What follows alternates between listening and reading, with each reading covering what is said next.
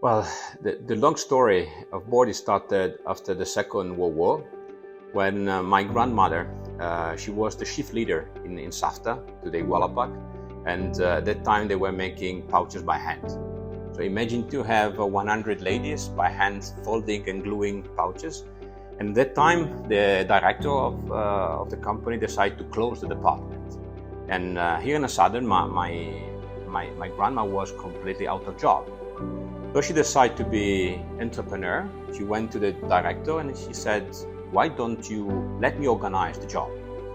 And so she did. She contacted all her colleagues, and in the garage she started to make pouches by hand. And slowly by slowly she decided to make the investment, to take a mortgage on her house and take the money to buy the first automatic line.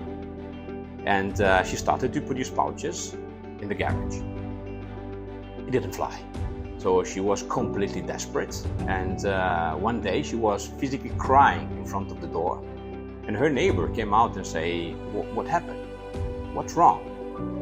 And the answer was very simple. "I put all my money in a machine and I don't have orders."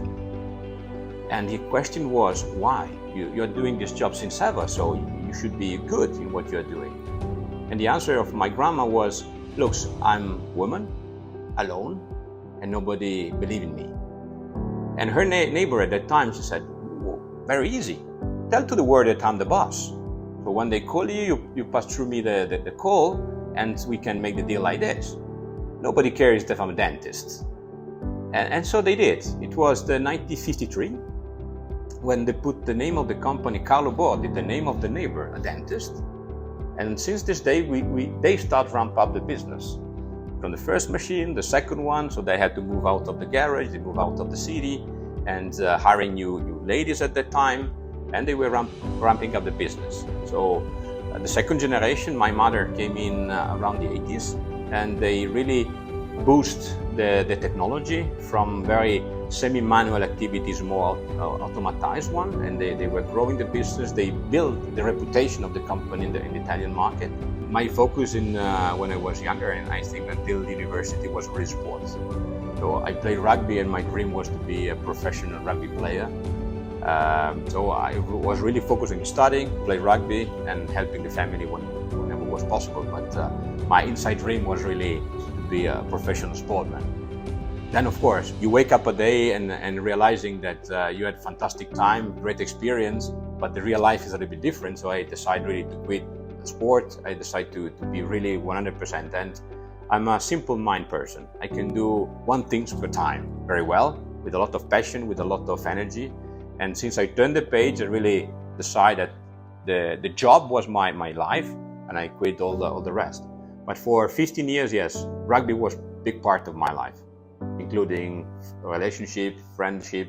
I was traveling to play rugby in some nice part of the world, and that was really my life. I mean, and this is something that I'm trying to teach to my child. I took business economy because my family had a business, and not because it was probably my ambition.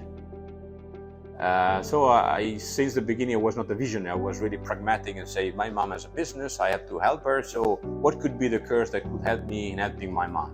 And that's why I've chosen International Business Economy as a university.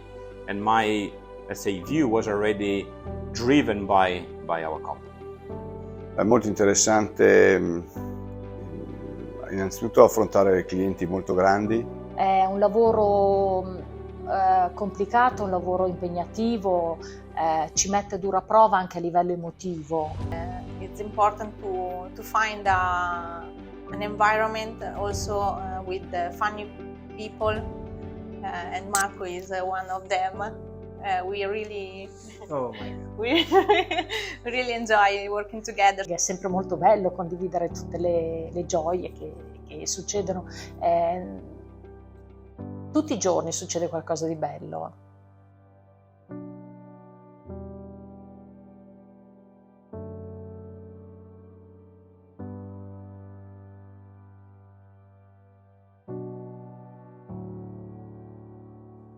Sustainability is sexy.